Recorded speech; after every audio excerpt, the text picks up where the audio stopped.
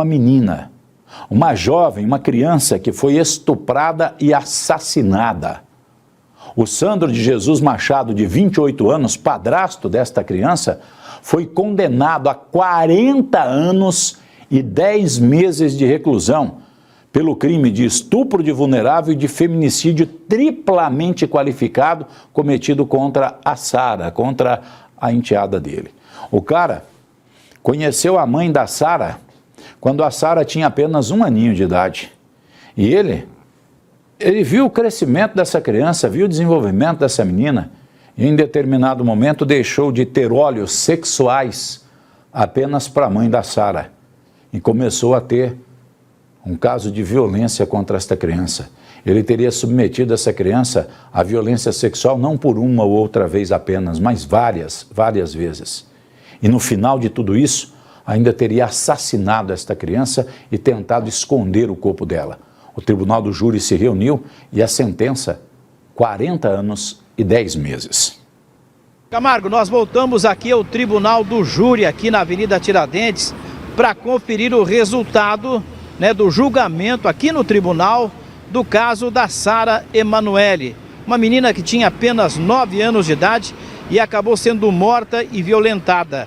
O réu Sandro de Jesus Machado, acusado de estupro de vulnerável e feminicídio, ele estuprou e matou a enteada a Sara Emanuele Silva, que tinha apenas 9 anos, foi a júri popular no tribunal no dia de ontem e noite também e teve a sua condenação confirmada antes um pouco das 9 horas da noite de ontem.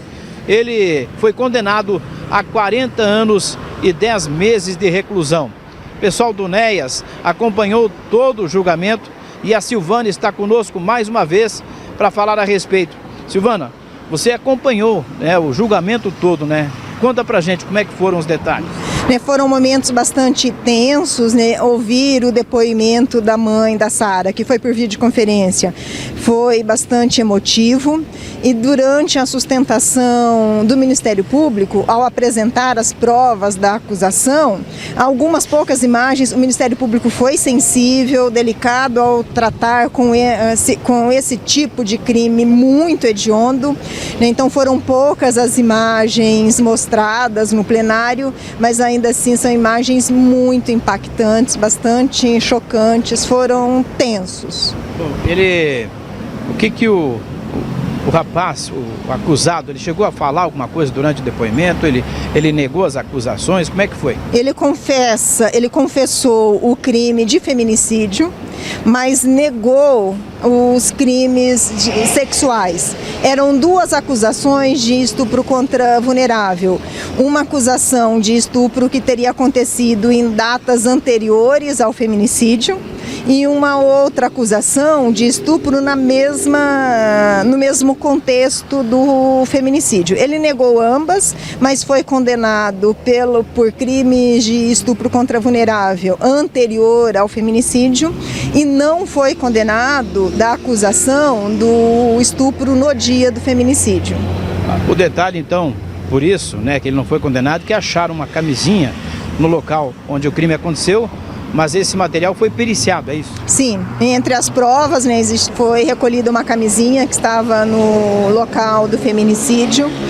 Demorou um tempo para ter o resultado dessa perícia e que o laudo indicou que aquela camisinha foi usada para estupro da Sara. Então o material externo era da Sara, mas o material interno da camisinha é de um outro homem que não o Sandro. Agora resta-nos saber, queremos saber, quem foi esse outro sujeito que também estuprou Sara. Ou seja, seria um comparsa do Sandro para cometer as mesmas atrocidades contra a pequena Sara. Sim, tudo indica que estavam juntos, que cometeram ele tinha um companheiro, ele tinha um comparsa no cometimento daquele crime e que até o momento ainda está impune esse comparsa. Bom, apesar desse adendo, na condenação, foram 40 anos e 10 meses, foi comemorado, entre aspas, aqui no fórum, a família.